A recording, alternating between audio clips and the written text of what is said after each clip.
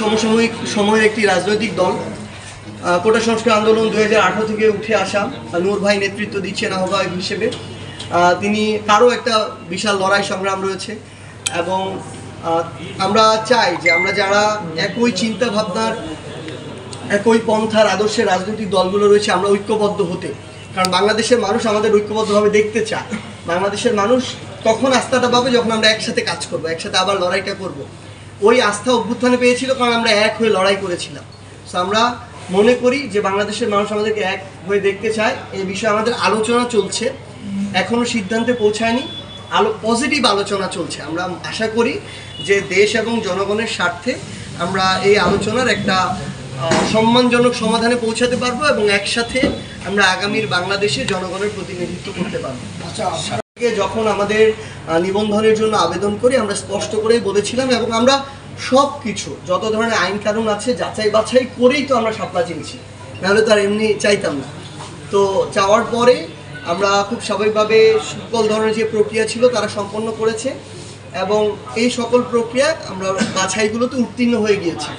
তো দেখেন, এখন গতকালকে দেখলাম আমরা নির্বাচন কমিশনের যিনি সচিব আছেন উনি বললেন যে তাদের যে তালিকা ওই তালিকায় শাপলা নেই।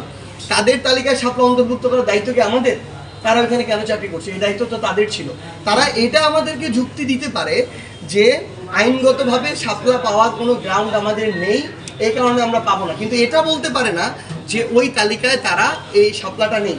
আমরা যখন আবেদন করেছি তখনই তো আমরা বলেছি, তাহলে এটা তো তাদেরকে ইনক্লুড করার এই দায়িত্বটা তাদের ছিল।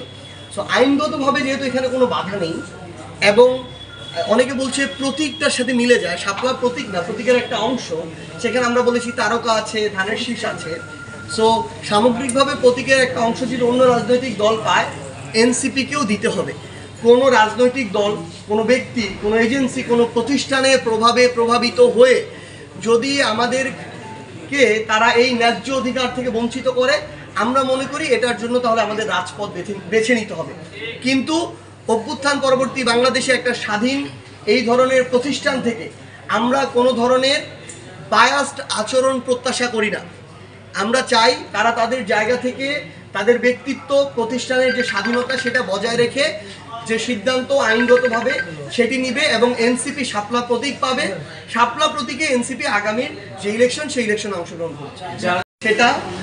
আর যদি হচ্ছে দৃশ্যমান বিচার এবং বাংলাদেশের যে আমরা গণপরিষদের মাধ্যমে নতুন সংবিধান চাচ্ছি, অন্তত এই বিষয়গুলোতে যদি আমরা আমাদের জায়গা থেকে মানে আমাদের শক্ত অবস্থানটা বজায় না রাখি তাহলে জনগণ মনে করবে আমরা জনগণের সাথে বিশ্বাসঘাতকতা করছি, এটা আপনি বলেছেন এবং আমরা এটা একমত। এবং আমরা মনে করি জনগণের সাথে বিশ্বাসঘাতকতা করে আগামীর বাংলাদেশে কেউ রাজনীতি করতে পারবে না। ভাই একটু আগে একটা কথা বলেছেন, আমি শুধু অ্যাড করি, আমরা জনাব মির্জা ফখরুল ইসলাম আলমগীরকে অত্যন্ত শ্রদ্ধা করি, আমরা তাকে সজ্জন ব্যক্তিও মনে করি, কিন্তু আমরা স্পষ্ট করে শুধু তাকে নয়, শুধু বিএনপিকে নয়, পুরো বাংলাদেশে যারা আগামীতে রাজনীতি করতে চান আমরা স্পষ্ট করে বলি ভারতীয় আধিপত্যবাদের অধীনে বাংলাদেশে আর কোনো রাজনীতি চলবে না। এক, ভারতের আশীর্বাদ পুষ্ট হয়ে বাংলাদেশে কেউ ক্ষমতা আসতে পারবে না। কোনো রাজনৈতিক দলকে ছোট করে টিটকারি করে যারাই করেছে, আজকে থেকে 2 বছর আগে বিএনপি জামায়াত ইসলামকে নিয়ে এভাবে আওয়ামী লীগ টিটকারি করতো, ছোট করতো, যারাই করেছে তাদের পরিণতি আগামীর বাংলাদেশের রাজনীতিতে ভালো হবে না। আমরা স্পষ্ট করে আরো কিছু জিনিস আপনাদেরকে শুধু বলে দেই যে আগামীতে এই বাংলাদেশে যারা 24-এর অভ্যুত্থানে হাজারের অধিক মানুষকে খুন করেছে সেই ফ্যাসিস্টদের অংশগ্রহণে আগামীর বাংলাদেশে কোনো নির্বাচন হবে না। আওয়ামী লীগ এই বাংলাদেশের কোনো নির্বাচনে আগামীতে আর অংশগ্রহণ করতে পারবে না। আমরা ওই প্রক্রিয়ার দিকে যাচ্ছি যে এখন তাদের কার্যক্রম নিষিদ্ধ হয়েছে, বিচারিক প্রক্রিয়ায় আওয়ামী লীগ দল হিসেবে তাদের বিচার হবে এবং দল হিসেবে তাদেরকে নিষিদ্ধ হতে হবে। বাংলাদেশে না, পৃথিবীর কোনো জায়গায় ফ্যাসিস্টের বিরুদ্ধে লড়াইকারী, বিপ্লবের সাথে যারা লড়াই করেছে, যারা গণ অভ্যুত্থানে লড়াই করেছে, ছাত্র জনতা, তারা এবং ফ্যাসিস্ট একসাথে কোনোদিন কোনো দেশের রাজনৈতিক কাঠামোতে কাজ করতে পারে না। হয় তারা থাকে, না হয় যারা অভ্যুত্থানের পক্ষে ছিল তারা থাকে। বাংলাদেশের ছাত্র জনতা ওই 5ই অগাস্টে তাদের চ্যাপ্টার ক্লোজ করে দিয়েছে। সো আমরা স্পষ্ট করে বলি, কেউ যদি প্রকাশ্যে তো নাই, মনে মনেও এই চিন্তা করেন যে আওয়ামী লীগ এবং তাদের দোসরদেরকে আপনারা বিরোধী দল বানাবেন, আওয়ামী লীগ এবং তাদের দোসরদেরকে ক্ষমতার গুরুত্বপূর্ণ একটা জায়গায় এনে অন্য কোনো দেশ কিংবা এজেন্সির সাথে ভিতরে নেগোসিয়েশন করবেন, জনগণ আপনাদেরকে বয়কট করবে, এই স্বপ্ন দেখা বন্ধ করে। বিক্ষোভ মিছিল হয়েছে। এখানে প্রশ্নটা শুধু এনসিপির সদস্য সচিব জনাব আক্তার হোসেন নয়, তিনি অভ্যুত্থানের একজন সংগঠক। সেখানে আমাদের ডাক্তার তাসনিম জারা, যিনি এনসিপির সিনিয়র যুগ্ম সদস্য সচিব, তিনি ছিলেন। আমরা দেখেছি বিএনপির মহাসচিব জনাব মির্জা ফখরুল ইসলাম আলমগীর ছিলেন। তার সাথেও কিভাবে আচরণ করা হচ্ছিল। তো সামগ্রিকভাবে একটা অন্তর্বর্তীকালীন সরকার তাদের প্রতিনিধি হিসাবে বাংলাদেশের 3টি গুরুত্বপূর্ণ রাজনৈতিক দলের প্রতিনিধিদেরকে সেখানে নিয়ে গেলেন, কিন্তু নিয়ে যাওয়ার পরে আগেই তার এই প্রত্যেকটি বিষয় বিবেচনা করার কথা ছিল। তারা তাদের জায়গা থেকে একটা প্রেস রিলিজ দিয়ে বলেছে যে তারা চেষ্টা করেছে কিন্তু একই প্রোটোকলে নিতে পারেনি। তাহলে কোন প্রোটোকলে নিলে আপনারা তাদেরকে ভালোভাবে তাদেরও নিরাপত্তা দিতে পারতেন, এটা আপনার আগেই চিন্তা করা দরকার ছিল। সো আপনি এরকম একটা সফরেও সকল বিষয়গুলো চিন্তা করে আপনি সফরটাকে সাজাননি, এটা আপনাদের সরকারের একটা দুর্বলতার প্রকাশ পেয়েছে। এই প্রকাশটা শুধু এই সফরে না, পুরো বাংলাদেশে আমরা বিভিন্ন জায়গায় এটা দেখতে পাচ্ছি। সো আমরা স্পষ্ট করে বলেছি অন্তর্বর্তীকালীন সরকারের উপর অবশ্যই এই দায় যায়, এবং পররাষ্ট্র মন্ত্রণালয় বলেন, সেখানে বাংলাদেশে এম্বাসিতে যারা আছেন তাদের জায়গা থেকে আমরা বিভিন্ন ধরনের দায়িত্বের গাফিলতি এবং আওয়ামী লীগ বা আওয়ামী লীগের সমর্থকদেরকে সহযোগিতা করার বিভিন্ন তথ্য পেয়েছি। আমরা চাই সুস্পষ্টভাবে এগুলোর সাথে যারা সম্পৃক্ত তাদেরকে ওই দায়িত্বগুলো থেকে তাদেরকে বরখাস্ত করে তাদেরকে শাস্তির আওতায় নিয়ে আসতে হবে। কারণ তারা একটা দলকে পিছন থেকে সুবিধা দিতে গিয়ে, স্বৈরাচারী দলকে পিছন থেকে সুবিধা দিতে গিয়ে তারা রাষ্ট্র এবং সরকারের সাথে বিশ্বাসঘাতকতা করেছে। আমরা স্পষ্টভাবে এই আবেদনটি জানিয়েছি, এবং আমরা একটা জিনিস শুধু বলি, বাংলাদেশের জনগণের কাছে তাদের কোনো স্থান নেই। ওই ফ্যাসিস্ট স্বৈরাচারের যারা দোসর আছে তাদের যারা অভিভাবক, তারা ভয়ে, জনগণের ভয়ে তারা দেশ ছেড়ে পালিয়েছে। কারণ জানে তারা এতদিন ধরে জনগণের সাথে অন্যায় করেছে, জুলুম করেছে, লুটপাট করেছে, জনগণের অধিকার হরণ করেছে।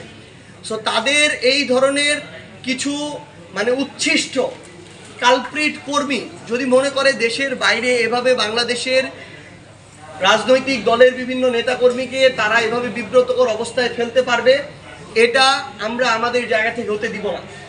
আমরা স্পষ্ট করে বলতে চাই, সরকারকে তাদের বিরুদ্ধে চাইলে সরকার এম্বাসির মাধ্যমে ব্যবস্থা নিতে পারে। এই ব্যবস্থা সরকারকে নিতে হবে, এবং তারা যেহেতু যারা খুনের দোষে তাদেরকে সঙ্গ দিচ্ছে, তারাও এই দোষে একই সাথে দোষী। সো তাদের বিরুদ্ধে যেন উপযুক্ত ব্যবস্থা নেওয়া হয়।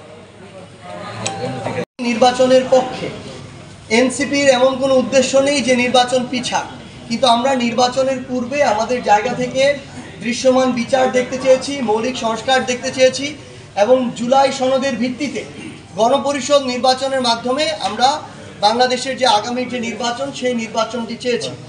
তো সামগ্রিকভাবে আমরা এই প্রক্রিয়াগুলোর জন্য আমরা একই সাথে এনসিপিকে সাংগঠনিকভাবে শক্তিশালী করাটা গুরুত্বপূর্ণ মনে করি।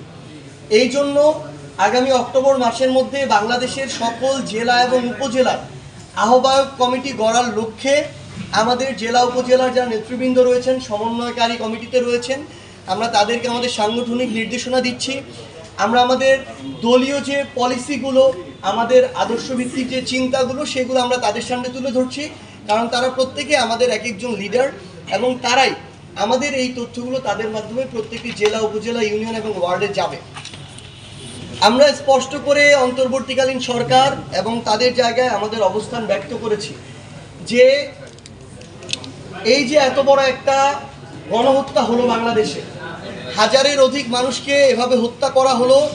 আপনারা দেখে থাকবেন যে ক্রাইম ট্রাইব্যুনালের রিপোর্টে এসেছে যে একজন ব্যক্তি যে গুম করা মানুষদেরকে নিয়ে, যে একজন তার জায়গা থেকে একটা বাহিনীর সদস্য ছিল, সেই ব্যক্তি হাজারের অধিক মানুষকে বিগত 16 বছরে তার জায়গা থেকে গুলি করে হত্যা করেছে। স্পট ডেথ 1030 জনের একটা তথ্য দিয়েছিলেন আইসিটি চিফ যিনি আছেন, এবং ওই ব্যক্তি যখন একটা মানুষকে উনি গুলি করে মারতেন, তার মস্তিষ্কের গরম মস্তিষ্কটা স্পর্শ করলে তার আলাদা আবেদন আসতো। এই ধরনের বিভৎস মানসিকতার মানুষ ছিল। এইরকম করে বিচার বহির্ভূত হত্যাকাণ্ড, গুম, খুন হাজারে হাজারে হয়েছে এই বাংলাদেশে 16 বছরে, এবং একটা এত বড় জুলাই গণহত্যা হয়েছে। তো আমরা সেই জায়গা থেকে এনসিপির পক্ষ থেকে স্পষ্ট করে বলেছি আমরা একটা দৃশ্যমান বিচার দেখতে চাই। এমনটি নয় যে প্রত্যেকটি মামলার বিচারের রায় কার্যকর হওয়া এটি হয়ে যাবে এই সময়ের মধ্যে, নয়, এমনটি নয়। কিন্তু যাদের নির্দেশে সরাসরি অংশগ্রহণে তত্ত্বাবধানে এত বড় একটা গণহত্যা হলো, হাজারের অধিক মানুষের জীবন নেওয়া হলো, ওই শেখ হাসিনার কথা বলেন, স্বরাষ্ট্রমন্ত্রী যে ছিল তার কথা বলেন, কিংবা তার সংশ্লিষ্ট আইন শৃঙ্খলা রক্ষাকারী বাহিনীর যে প্রধান প্রধান কালপ্রিটগুলো ছিল, এইরকম 20-30 জনের যদি আমরা মামলার রায় এবং সেই রায়ের কার্যকারিতা দেখতে পাই, তাহলে আমরা এইটুকু আশ্বস্ত হতে পারি যে এই বিচারিক প্রক্রিয়াটা চলবে। সেটি না হওয়া পর্যন্ত এই অন্তর্বর্তীকালীন সরকারের পক্ষে কিংবা অন্যান্য যারা রাজনৈতিক দলও আছে তাদের পক্ষে শুধুমাত্র নির্বাচন চাওয়া, এই বিচার প্রক্রিয়া ভুলে গিয়ে এটা আমরা মনে করি যে সমস্ত অভ্যুত্থানকে উপেক্ষা করে ক্ষমতার দিকে চোখ রাখা, এটা বাংলাদেশের মানুষ কখনো ভালোভাবে নিবে না। শহীদ পরিবার এবং যারা আহত যোদ্ধা আছে তারা কখনো ভালোভাবে নিবে না। তাই আমরা অনুরোধ করব অন্তর্বর্তীকালীন সরকারকে, আমরা এই দৃশ্যমান বিচারটুকু দেখতে চাই এবং যেই সংস্কারগুলো করা হচ্ছে সেই সংস্কারগুলো জুলাই সনদের আইনগত ভিত্তি দিয়ে, এই জুলাই সনদকে যদি আমরা অ্যাকচুয়ালি বাস্তবায়ন করতে চাই আমাদের গণপরিষদ নির্বাচনে যেতে হবে। আপনারা ইতিমধ্যে দেখেছেন বিভিন্ন দল বিভিন্ন প্রস্তাব দিয়েছে, সর্বশেষ এখন পর্যন্ত মাঠে দুইটা জিনিসই টিকে আছে, একটা হচ্ছে গণভোট আর একটা গণপরিষদ নির্বাচন। গণভোট একটা জনগণের রায়, কিন্তু গণপরিষদ নির্বাচনটা হচ্ছে আলটিমেট সলিউশন। ওই নির্বাচনের যারা সংসদ সদস্য নির্বাচিত হবে তাদের সবাই প্রয়োজন নেই, একটা অংশ নির্দিষ্ট একটা সময় 6 মাসের জন্য হতে পারে, 1 বছরের জন্য হতে পারে, তারা গণপরিষদ এর সদস্য হিসেবে নতুন সংবিধান রচনা করুন এবং পাশাপাশি এই যে জনগণের প্রতি যে দায়িত্ব এটা পালন করুন। তো আমাদের জায়গা থেকে এনসিপির স্পষ্ট অবস্থান, আমরা আগামী নির্বাচন ফেব্রুয়ারিতে হলে আমাদের সমস্যা নেই, কিন্তু আমরা তার আগে এই দৃশ্যমান বিচারটি দেখতে চাই। আমরা জুলাই সনদের মাধ্যমে এই একটি গণপরিষদ নির্বাচন চাই এবং যার মাধ্যমে আমাদের যে মৌলিক সংস্কারগুলো এগুলোর আমরা বাস্তবায়ন দেখতে পাবো। আমার একটা প্রশ্ন।